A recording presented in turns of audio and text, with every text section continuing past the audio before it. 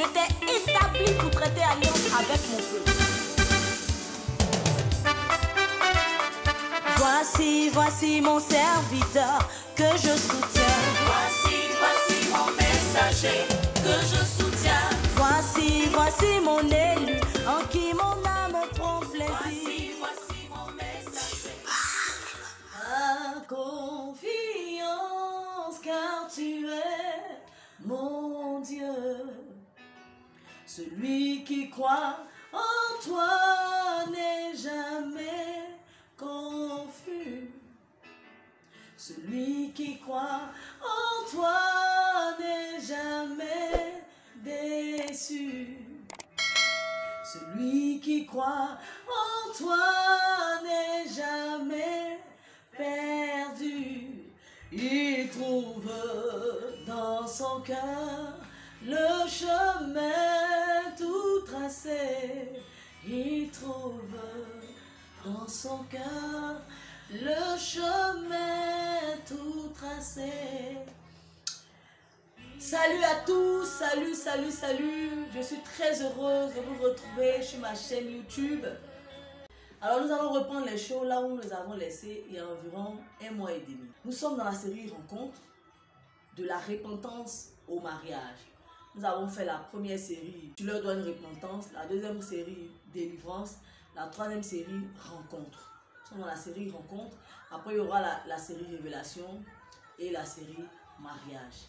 Gloire à Dieu. Alors, après avoir vu, je veux qu'il me voie, je veux le voir. Après avoir vu, c'est pas mêlé dans ta chambre. Nous aussi, nous voulons que tu sois notre maman. Nous allons voir maintenant, c'est lui ton époux. Comment j'ai su que c'était lui?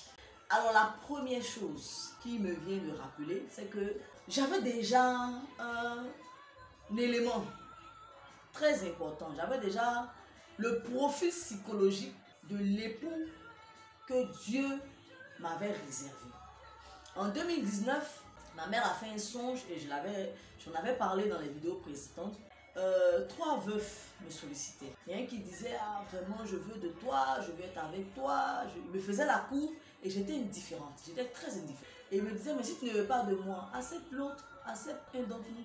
Et je suis restée indifférente jusqu'à ce qu'elle sorte de son songe. Et elle a demandé au Seigneur, mais pourquoi des veufs, mais pourquoi des veufs? Et elle est venue me voir et m'a dit, je crois qu'il faut qu'on prie pour que tu travailles sur ton cœur et que au moment de voir ton époux, tu puisses le reconnaître, tu puisses savoir qu'il s'agit de lui. Parce que si tu ne travailles pas sur les idoles de ton cœur, tu ne te soumets pas au plan et à la volonté de Dieu par rapport à ton mariage, tu risques de le voir et de ne pas le reconnaître. Alors, nous avons renversé les idoles de la possessivité, la jalousie, la rancœur, l'orgueil, travailler sur la colère, des choses de ce genre.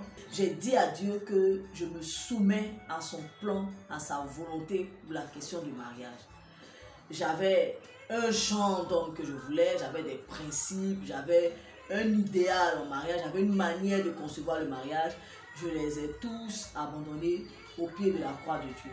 J'ai abandonné mes droits, tout ce que je voulais, j'ai dit à Dieu, j'accepte ton plan parfait. J'accepte de recevoir l'homme que tu t'es choisi toi-même pour moi. Ça, c'était le premier travail et c'était le premier signal. Je savais quel était le profil psychologique de l'homme que Dieu m'avait réservé. La deuxième chose, je peux dire à partir de là que quand j'ai rencontré Davy, il correspondait déjà à ce premier profil psychologique. La deuxième chose, après la rencontre de Davy et des enfants, juste quelques jours après, Blessing m'a fait une révélation. C'est papa, mets-le dans ta chambre. C'est une déclaration qui m'a bouleversée. Quelques jours après les avoir rencontrés, Blessing m'a fait une déclaration. Elle m'a fait un dessin qu'elle m'a mis dans la main, forcé à regarder. C'est papa, mets-le dans ta chambre. J'avais jamais entendu de telles paroles de la bouche d'un enfant. J'avais jamais été autant bouleversée par des paroles qui sortent de la bouche d'un enfant de 5-6 ans à l'époque. J'avais jamais été autant bouleversée. Je me dis, mais ça c'est quoi? La première fois que j'avais rencontré Davy et les enfants, quand je suis rentrée à la maison, j'ai prié le Seigneur. J'ai dit à Dieu, vraiment, souviens-toi de cette famille. Souviens-toi de ce monsieur, souviens-toi de ses enfants. Donne une nouvelle épouse à ce monsieur. Donne une nouvelle mère à ses enfants, qui va les aimer comme ses propres enfants. Une épouse qui va le consoler parfaitement. J'avais prié comme ça le premier jour où je les avais rencontrés la nuit. J'ai prié comme ça avant de dormir. Et quelques jours après, Blessing, la plus jeune des enfants, m'a fait cette déclaration. J'avoue que j'en ai été troublée. Je me demandais, mais qu'est-ce que ça veut dire? Quand j'ai commencé à prier, j'avais maintenant du mal à les porter sans m'inclure dans la demande, dans la requête à Dieu de donner une épouse à David et une mère aux enfants. Je disais, quand j'arrivais sur ce sujet, j'avais du mal à dire, Seigneur, donne une nouvelle épouse. Je me disais, j'arrivais là et mon esprit me poussait à dire, Seigneur, montre-lui que je suis son épouse ou montre-moi que c'est mon époux. C'est là que mon esprit allait. J'avais du mal à dire, Seigneur, donne une nouvelle épouse, comme s'il s'agissait d'une étrangère. Il me semblait savoir de qui il s'agit.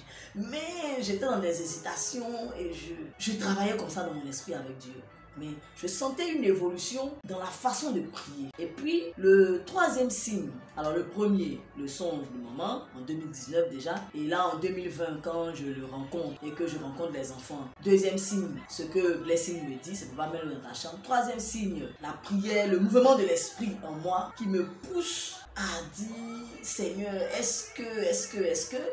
Quatrième signe, j'ai commencé à échanger avec David parce que bon, c'était un nouveau frère que je venais de connaître dans l'église, dans l'assemblée, dans notre zone et tout. Donc bon, et comme j'étais attachée aux enfants aussi, donc j'ai commencé à échanger avec lui. Et en échangeant avec lui, on a parlé de tout. On entrait dans tous les sujets, on en ressortait de façon aisée, comme si on se connaissait depuis longtemps. Moi, j'ai toujours demandé au Seigneur de me donner un ami et époux. J'ai toujours voulu que mon époux soit mon ami. Donc, c'était comme si on se connaissait depuis longtemps. Et j'ai découvert qu'il était passionné de musique. Et que même là où il était au Gabon, il avait un studio d'enregistrement, il a travaillé avec des chantres. J'ai vu qu'il était très avancé dans le travail avec, dans la musique chrétienne. Il était très avancé, il était passionné. Il m'a même emmené des chants, il m'a même envoyé des chants qu'il a eu à composer, à écrire. Et vraiment, je nous sentais beaucoup de similitudes. Puis il communiquait aisément, on parlait des enfants, on a parlé de sa vie passée.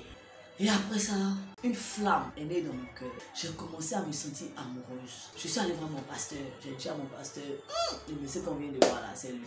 Il dit non, pas de fourrie. Quand c'est comme ça, on prie. J'ai dit, moi j'ai déjà prié. Il me semble qu'il est ma prière exaucée. Parce que quand j'analyse mes prières depuis ces 2 derniers mois, j'ai dit à Dieu, je veux le voir. J'ai dit à Dieu, je suis fatiguée, j'ai prié, je me suis repentie.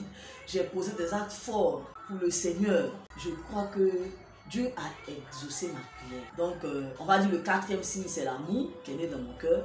Parce que j'ai commencé à avoir le désir, en plus des enfants, de le voir, d'être avec lui, de l'entendre. Mon cœur a commencé à battre la chamade. J'ai commencé à être amoureuse, à penser à lui et tout. Vraiment, une flamme vive en moi. J'ai commencé à sentir que lui, c'est lui, à être attaché à lui. Même si j'étais convaincue déjà qu'il s'agissait de lui, mais il fallait prier pour avoir une parole du Seigneur. Je priais et je continuais quand même de rendre des petites visites aux enfants, leur rendre visite. Mais quand j'allais leur rendre visite, ils pleuraient beaucoup quand je partais. Et quand je revenais un autre jour, ils m'expliquaient comment ils ont souffert du fait que je suis venue, je suis partie. Ils m'expliquaient. Il me semblait pleurer un peu trop. Pourquoi pleurer comme ça? Bon, être aussi attaché, je ne faisais rien d'extraordinaire. Qu'ils soient aussi tristes que je ne sois pas là. Donc, il me semblait qu'ils exprimaient quelque chose de plus fort que le fait de ressentir un manque de moi. Et avec la permission de leur père, je suis entrée en retraite avec eux. Juste quelques heures, un jour, dans un endroit indiqué, je me suis retrouvée avec eux. Et je leur ai dit que je crois qu'ils ont besoin de quelque chose de plus que ce que je leur donne. Parce qu'ils pleurent et leurs pleurs me font comprendre qu'ils ont un besoin que je ne peux pas satisfaire. Et donc, j'ai pris l'initiative de les faire entrer en retraite pour qu'ils aient l'occasion de se tourner vers Dieu. Vraiment, ils m'ont exprimé beaucoup de besoins. Ils ont exprimé beaucoup de besoins à Dieu. J'ai eu l'occasion de les découvrir, jusqu'à quel point leur mère biologique leur manquait. Je les ai emmenés à formuler en prière leurs besoins. Et même encore lors de cette retraite, Blessing, dans ses sujets de prière, elle a dit, je veux que papa et tata Samini se marient.